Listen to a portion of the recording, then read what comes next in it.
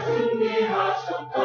우리 예수 구원 이루셨도다. 사망 권세 이기고 예수 다시 사셨다. 구주 예수 오늘 다시 사셨다.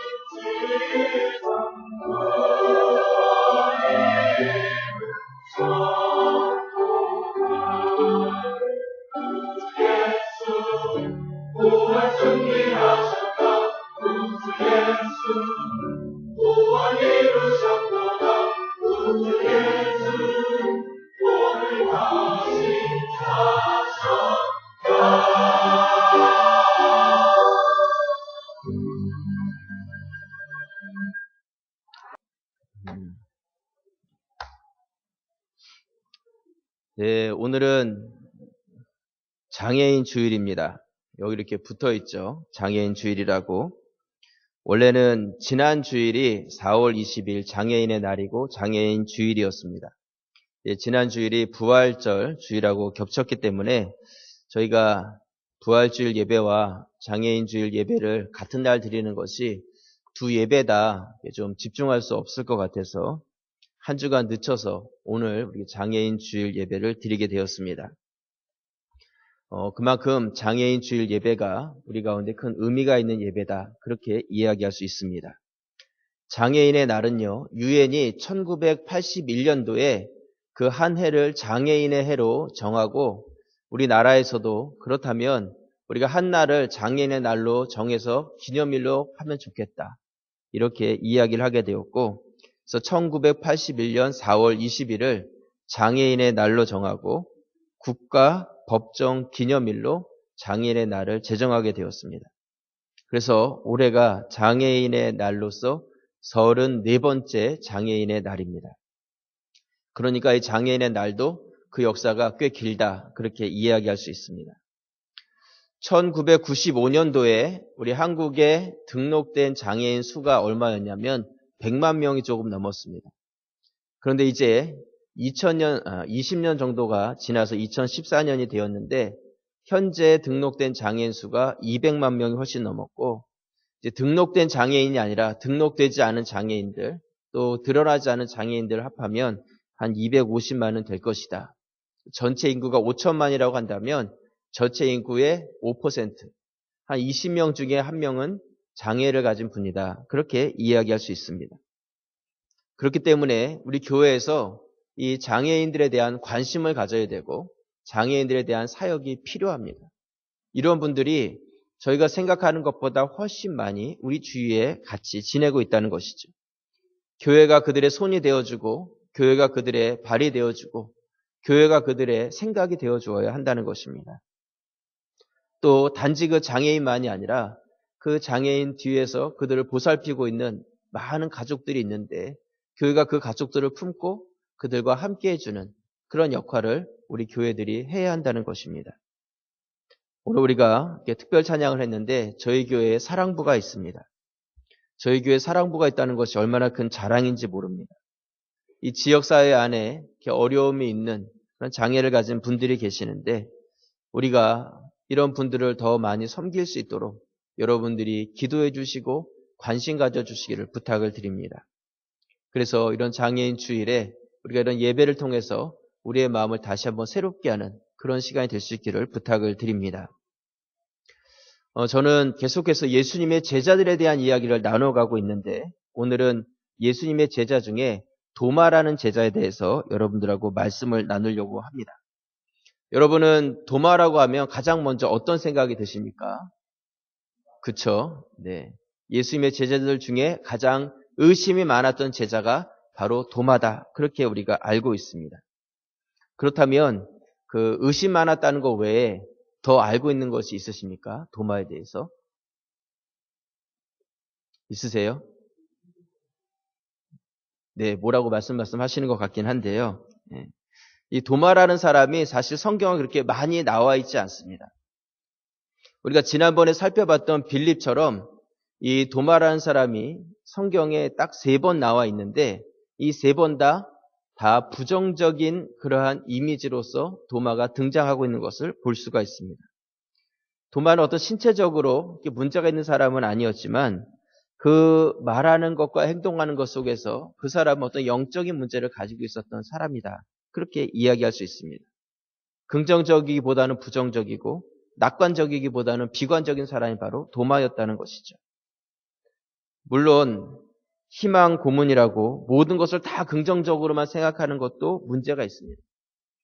하지만 다른 사람도 아니고 천지의 주제이시고 모든 것의 주인이 되시고 만왕의 왕이 되시는 예수 그리스도, 그분을 따르는 제자로서 부정적이고 어떤 비관적인 태도를 갖는 것은 옳지 않다는 것이죠. 도마의 그런 태도는 영적으로 무엇인가 문제가 있는 영적 장애와 같은 모습이다. 그렇게 이야기할 수 있습니다. 그래서 우리가 단지 신체적으로나 어떤 정신적인 그런 장애를 가진 그런 분들을 생각하는 시간이 아니라 나의 영적인 모습을 생각하면서 나의 그런 영적인 장애가 있는 그런 모습은 있지 않은지 한번 나의 모습을 돌아보시고 말씀 통해서 나를 건강하고 온전하게 세우는 그런 시간이 될 수 있기를 주님의 이름으로 축원합니다. 그래서 오늘 말씀의 제목을요, 영적 장애인 도마 이렇게 정해보았습니다. 먼저 첫 번째로 도마가 영적으로 문제가 있었던 것은 도마는 비관주의자였습니다. 비관주의자.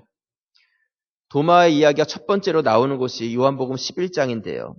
요한복음 11장은 어떤 내용이 담겨져 있냐면 베다니에 사는 나사로가 죽게 되었는데 예수님께서 늦게 가셔서 죽은 후 4일 만에 그 죽은 나사로를 살려주시는 말씀이 요한복음 11장에 나옵니다. 그런데 우리는 오늘 우리 말씀 속에서 나사로를 살리시는 말씀이 아니라 그 살리시기 전에 있었던 그 배경의 이야기들을 우리가 한번 살펴볼 필요가 있습니다. 예수님께서 예루살렘에 올라가셨을 때에 맹인이나 각색 병든 자들을 고쳐주셨습니다. 그리고 많은 사람들이 모였을 때에 그들에게 가르침을 주었고 그 가르침을 듣는 사람들이 변화를 받고 또한 그 가운데서 예수님을 더 열심히 믿는 자들이 되었다는 것이죠. 예수님의 인기가 점점 높아지기 시작했습니다. 그런데 문제는 무엇이었냐면 당시 예루살렘에 있었던 정치 지도자들 또 종교 지도자들 이런 사람들이 예수님 중심으로 사람들이 모이는 것을 견제하고 또한 예수님의 그 세력이 커지는 것을 두려워했습니다. 정치하는 사람들은요, 사람들이 끼리끼리 이렇게 모이는 것을 두려워합니다. 모여가지고 수군수군 되는 것을 싫어한다는 것이죠. 결국 이들은 예루살렘에 예수라는 새로운 세력이 이렇게 생겨나는 것에 대해서 견제를 하면서 그렇다면 저 예수를 우리가 붙잡아야 되겠다 이렇게 생각을 하게 되죠. 요한복음 10장 39절 말씀해 보시면 그들이 다시 예수를 잡고자 하였으나 그 손에서 벗어나 나가시니라 이렇게 말씀하고 있습니다. 예수님께서는 예루살렘에서 놀라운 일들을 행하셨는데 더 이상 그 예루살렘에 계실 수가 없었어요. 왜냐하면 사람들이 예수님을 붙잡으려고 했기 때문이라는 것이죠. 그래서 예수님께서는 그 예루살렘을 떠나서 피해 가셨는데 어디로 가셨냐면 요단강을 건너서 과거에 처음 세례 요한이 세례 주던 곳에 그곳으로 가서 거기에 머무시게 됩니다. 그런데 예수님을 따랐던 많은 사람들이 와 예수님께서 그쪽으로 가셨대 그 소식을 듣고 다 같이 요단강을 건너가지고 예수님 계신 곳에 다시 모여들기 시작한 것이죠.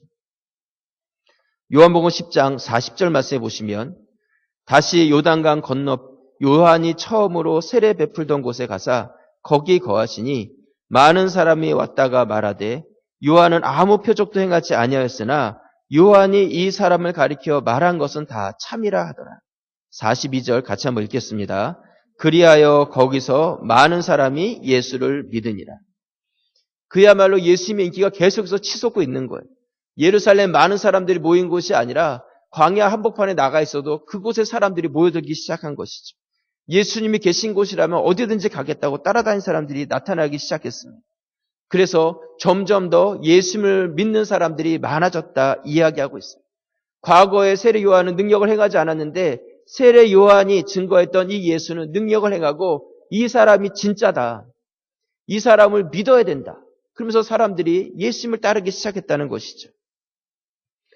그런데 예수님께서 이렇게 피해 있을 때에 한 가지 문제가 발생합니다. 그것이 무엇이냐면 베단이라는 곳에서 사람이 왔는데 소식을 전하는 거예요. 지금 나사로가 다 죽게 됐으니까 와서 좀 고쳐달라는 것이죠. 그 누이들이 예수님 계신 곳에 사람을 보내서 예수님 빨리 와 주십시오. 빨리 와 주십시오. 그러면서 내 오라비가 다 죽게 됐습니다. 이야기를 했어요. 그런데 지금 만약 예수님께서 그래? 그러면서 이 유대 근교에 있는 베단이라는 그 지역으로 돌아가시게 된다면 가는 중간에 이 예루살렘 가까이만 가도 군인들이 와가지고 너 잘 만났다 하고 예수님을 붙잡을 그런 상황이었어요. 지금 예수님께서는 예루살렘 가까이 가는 것이 위험한 그런 상황이었다는 것이죠.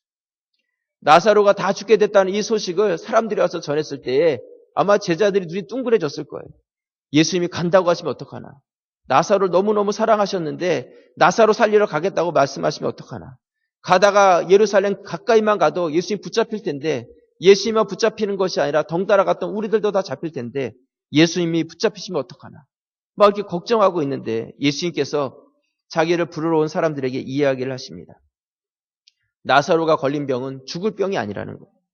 이 병은 죽을 병이 아니라 하나님께 영광을 올려드릴 병이니라. 그렇게 이야기하시면서 예수님께서는 안 가시는 거죠.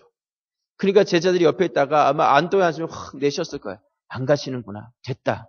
괜찮다. 이렇게 생각을 하게 된 것이죠. 그렇게 이틀이 지났는데 예수님께서는 갑자기 주섬주섬 짐을 싸기 시작하시더니 이제 다시 유대로 가자. 예루살렘으로 가겠다고 예수님께서 길을 떠나시는 거예요. 요한복음 11장 6절 말씀해 보시면 나사로가 병들었다 함을 들으시고 그 계시던 곳에 이틀을 더 유하시고 그 후에 제자들에게 이르시되 유대로 다시 가자 하시니 8절 같이 한번 읽겠습니다.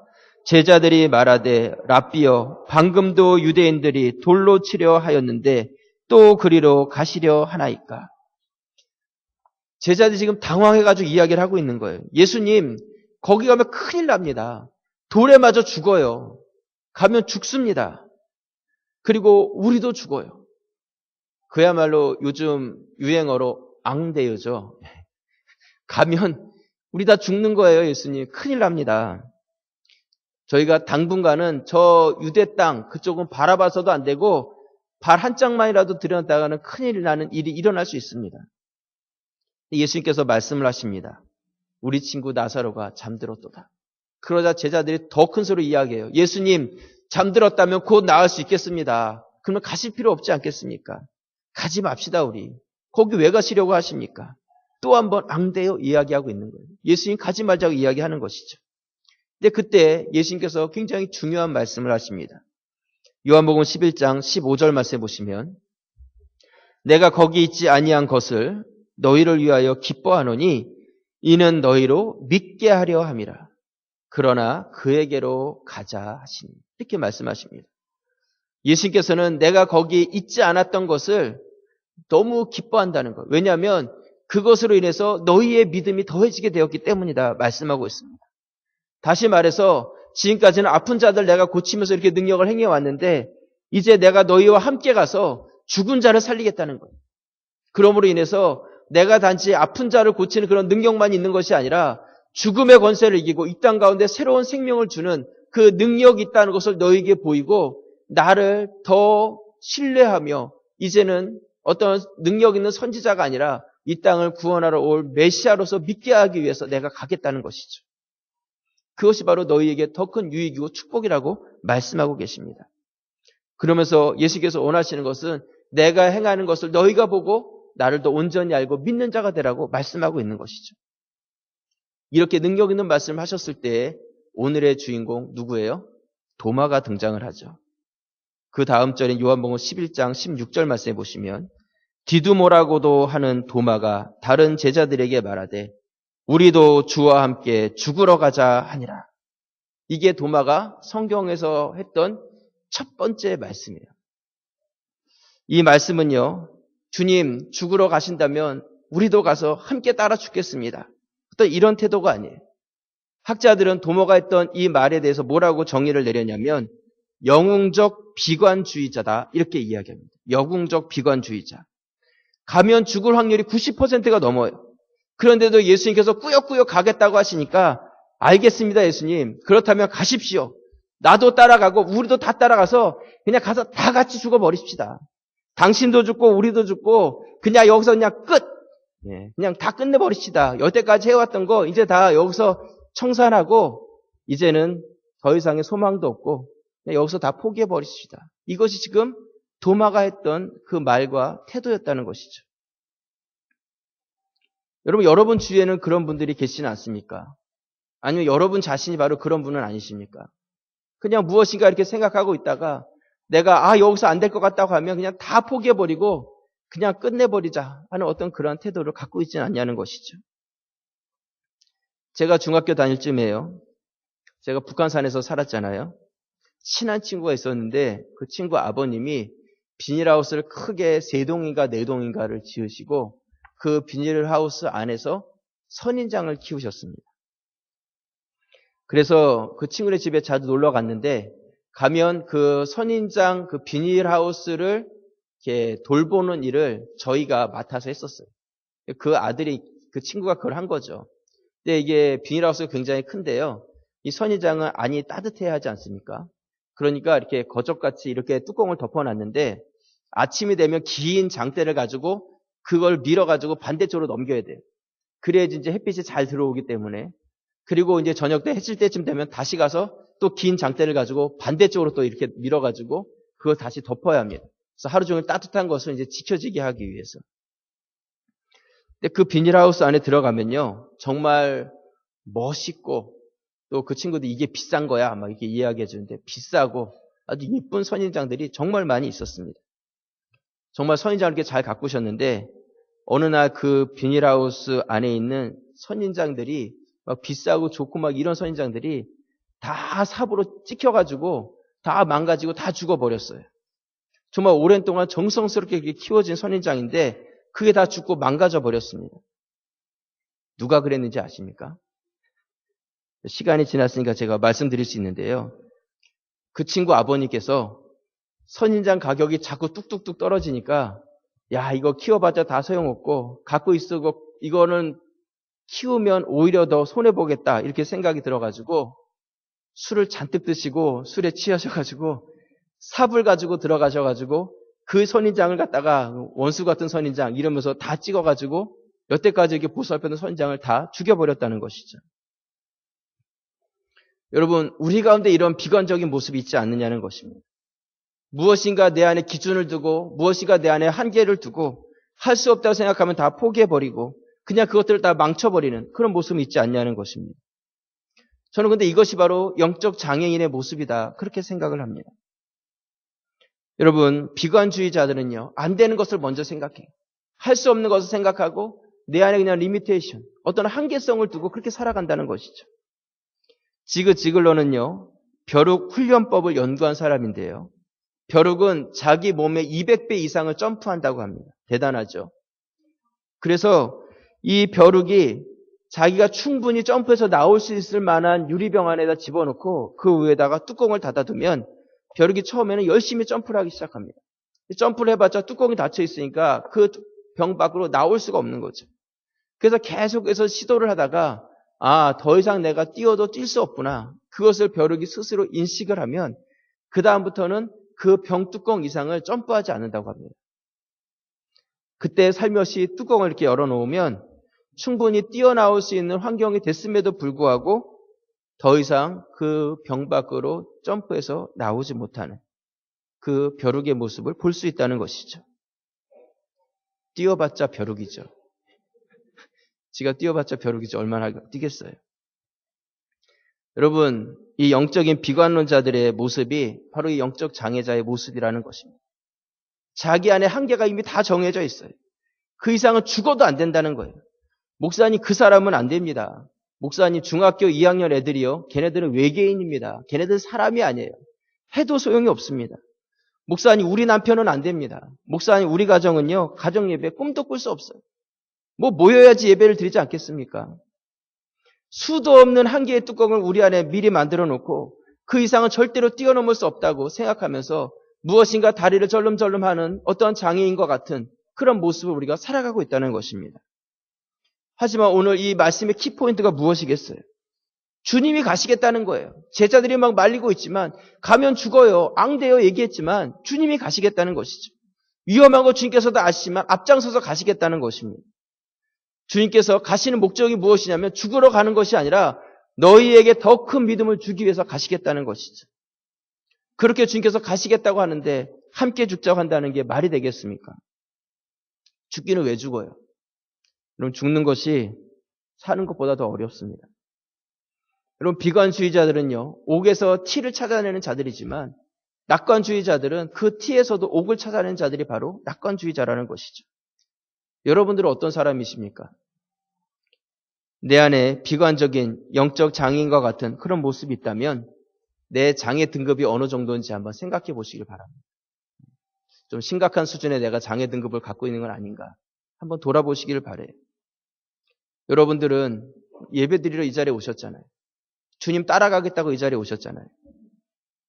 이 땅을 창조하시고 주관하시는 그분을 따라가는 자로서 내 안에 영적인 그런 문제들이 있다면 그것들을 다 이 시간 다 내려놓으시고 나를 붙잡아 주신 그 주님 앞에 나를 온전하게 세워서 건강한 성도의 삶으로 나아가실 수 있기를 주님의 이름으로 축원합니다.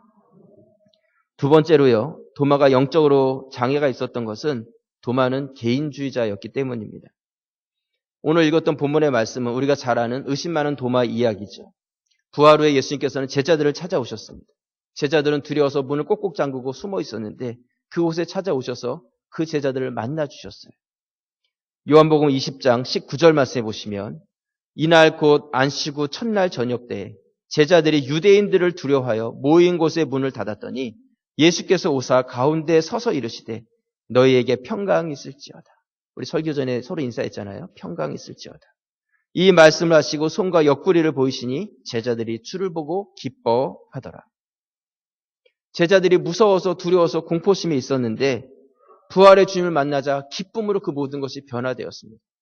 혹시 여러분들 안에 두려움과 공포가 있다면 부활의 주님을 만나시길 바랍니다. 부활의 주님을 만나세요. 죽음을 이기신 그 주님을 만났는데 뭐가 두렵겠어요? 오늘 그 부활의 주님을 만난 제자들은 뛸 듯이 기뻐했어요. 이제 됐다. 이제 됐다. 주님께서 다시 살아나셨다. 주님께서 다시 우리 가운데 오셨고 우리를 찾아오셨다. 너무 좋았어요. 너무 좋았습니다. 더 이상 무서울 필요가 없었어요. 근데 문제는 도마였어요. 왜냐하면 부활의 주님께서 찾아오셨을 때 도마가 그 자리에 있지 않았거든요. 도마가 나갔다가 돌아왔는데 와서 보니까 분위기가 달라졌어요. 제자들이 막 얼굴이 시뻘개져가지고 이야기하기 시작했습니다. 예수님께서 살아나셨다. 그 주님께서 우리를 찾아오셨다. 이제 걱정하지 않아도 된다. 이제 무서워하지 않아도 된다. 이제 다 됐다. 이렇게 이야기를 하기 시작하는 것이죠. 얼굴이 막 빨개지고 목에 막 핏줄을 세워가면서 침을 튀기면서 막 이야기했을 거예요. 그런데 그 이야기에 도마는 동참할 수가 없었어요. 굉장히 썰렁한 대답을 합니다. 오늘 요한복음 20장 25절 말씀에 보시면 다른 제자들이 그에게 이르되 우리가 주를 보았노라 하니 도마가 이르되 내가 그의 손에 못자국을 보며 내 손가락을 그 못자국에 넣으며 내 손을 그 옆구리에 넣어보지 않고는 믿지 아니하겠노라 하니라. 그야말로 찬물을 쫙 꼈는 것이죠.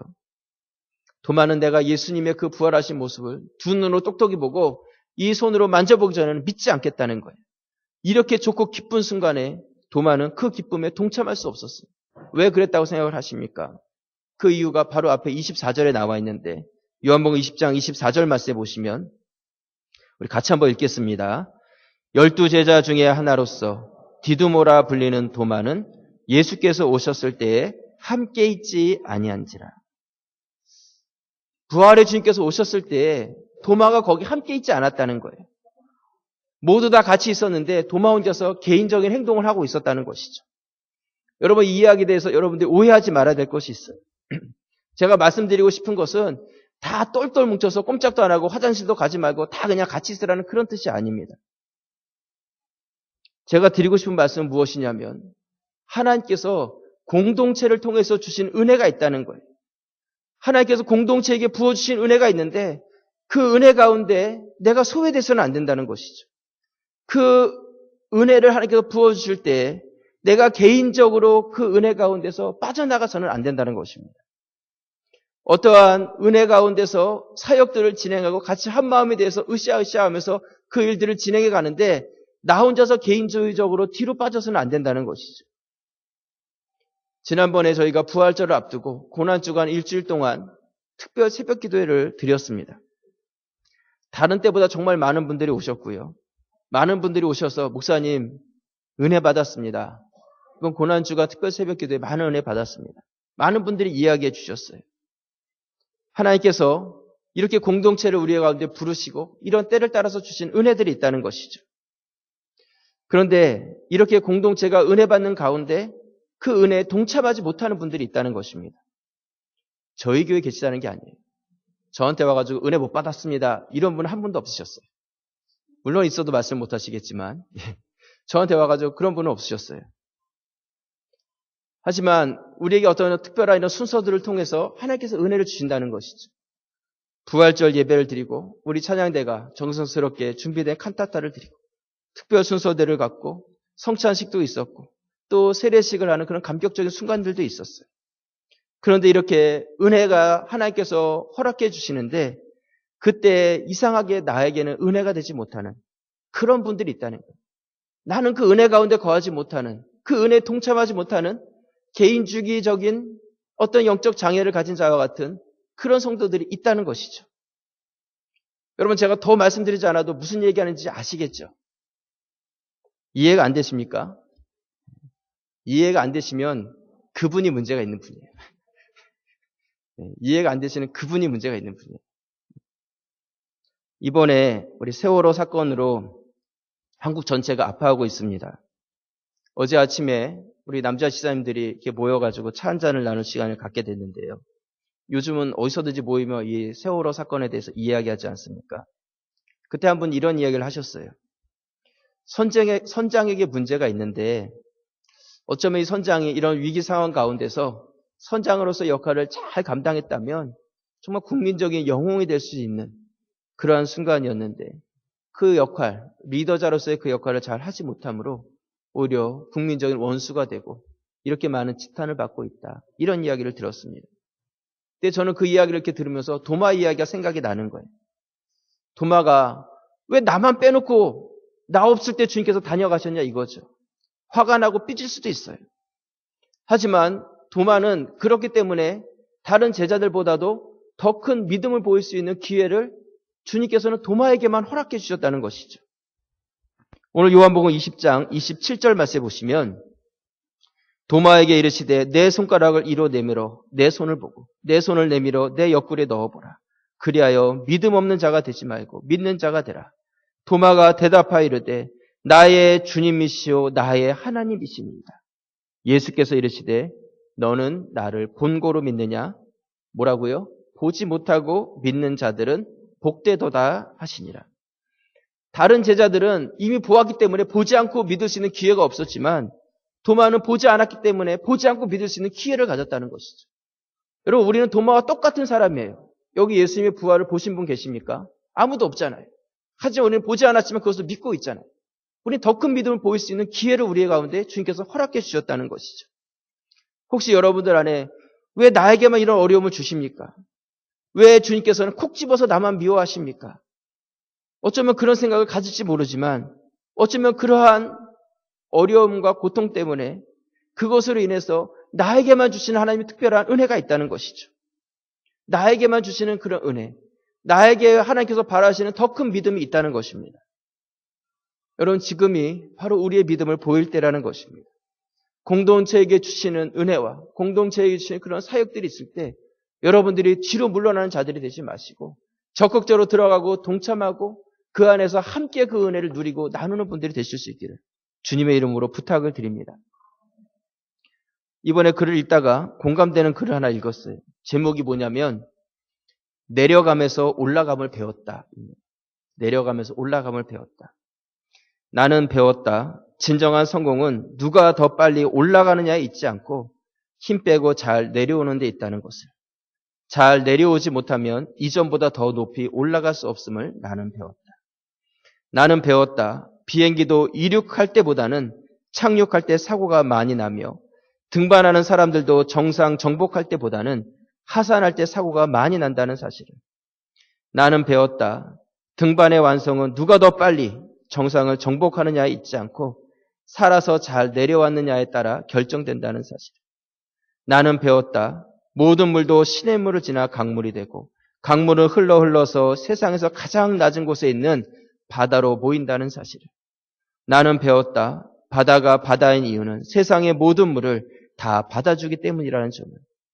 세상의 모든 물을 다 받아주기 위해서는 세상에서 가장 낮은 곳에 위치해야 된다는 점을 나는 배웠다. 나는 배웠다. 세상에서 가장 낮은 곳에 모인 바닷물은 함께 어깨동무를 하고 수증기로 변신한 다음 세상에서 가장 높은 곳으로 올라가 다시 땅으로 내려온다는 사실을. 나는 배웠다. 삶에는 오르막이 있으면 내리막이 있고 내리막이 있으면 밑바닥까지 내려가는 사람은 때가 되면 다시 바닥을 치고 올라간다는 사실을. 그래서 삶은 오르락 내리락이라는 점을 나는 배웠다.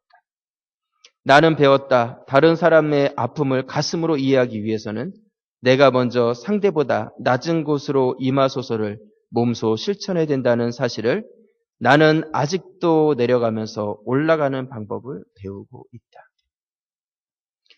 내려가면서 올라가는 법을 배운다는 것이죠. 멋진 말이지 않습니까? 여러분, 개인주의는 영적 장애의 모습이다 이야기를 했어요. 공동체에 유익을 주지 못합니다. 여러분, 공동체 안에서 나를 낮추고 가장 낮은 자리, 그곳을 찾아가 자신의 역할을 감당하는 것. 그것이 바로 바른 공동체 생활의 의미이고 부어주시는 은혜를 경험하는 자리라는 것입니다. 광고 드린 대로 다음 주에 저희 교회에 공동의회가 있습니다. 영적으로 건강한 분들이 세워지기를 원합니다. 직분을 잘 감당할 수 있는 분들이 낮은 자리에서 성도들을 섬길 수 있는 그런 분들이 세워질 수 있도록 여러분들이 기도하시고 참석하시고 여러분들에게 주신 하나님의 그 권한을 잘 사용하셔서 하나님의 일꾼을 세워주시기를 부탁을 드립니다. 정말 건강한 분들, 또한 섬김의 분들, 이런 분들이 많이 세워졌으면 좋겠습니다. 말씀의 결론을 내립니다. 오늘은 우리 장애인 주일인데요. 우리가 예수님의 제자이면서도 영적으로 연약했던 도마의 모습을 보았습니다. 어쩌면 도마가 했던 이러한 모습들이 우리가 볼 때 좀 실망스러울 수도 있었을 것입니다. 예수님의 제자가 뭐 이런가 하고 생각할지도 몰라요. 하지만 중요한 것은 부활의 주님께서 그를 찾아오셨을 때 그가 나의 주님이시요 나의 하나님이십니다. 신앙의 고백을 드렸고 그가 변화가 되었다는 것이죠. 그가 영적으로 장애인처럼 그런 모습을 가지고 있었지만 후에는 그가 변화되어서 많은 사람들을 전도하는 전도자의 삶을 살았습니다. 고대 전승에 의하면 도마는 인도에 가서 복음을 전했다 이야기합니다. 그래서 지금도 인도 남부에 가면 거기에 있는 교회들은 그 교회 역사가 초대교회 역사까지 올라가는 교회들이 있대요. 2000년 가까운 역사를 가진 교회들이 인도에 있다는 것이죠. 그때 그 여러 교회들이 다 도마가 세운 교회로 전해지고 있다 이야기를 합니다. 그리고 확실한 것은 도마도 순교자가 되었다는 것입니다. 예수님께서 옆구리에 창에 찔려서 온 물과 피를 우리를 위해서 쏟아주신 것처럼 도마도 순교를 당할 때 그 창에 찔려서 순교를 당했다 이야기를 합니다. 그가 비관주의자였고 개인주의자였지만 그 주님의 그 창자국을 경험했을 때 놀라운 변화가 되었고 그리고 큰 사명을 감당하는 사명자가 되었습니다. 사랑하는 우리 성도 여러분, 우리가 장애인주의를 지나가면서 단지 우리 주위에 있는 어려운 분들 보살피자, 돌아보자 어떤 그런 개념이 아니라 부족한 나의 영적 장애의 모습을 바라보면서 내가 먼저 바로 설 수 있도록 나의 부족한 영적인 모습들을 온전하게 세워서 십자가의 주님을 경험하고 이제는 건강한 성도가 되어서 다른 영혼들과 또한 부족한 분들을 밑에서부터 섬겨가시는 그런 성도들이 되시기를 주님의 이름으로 축원합니다. 기도드리겠습니다. 은혜 감사드립니다.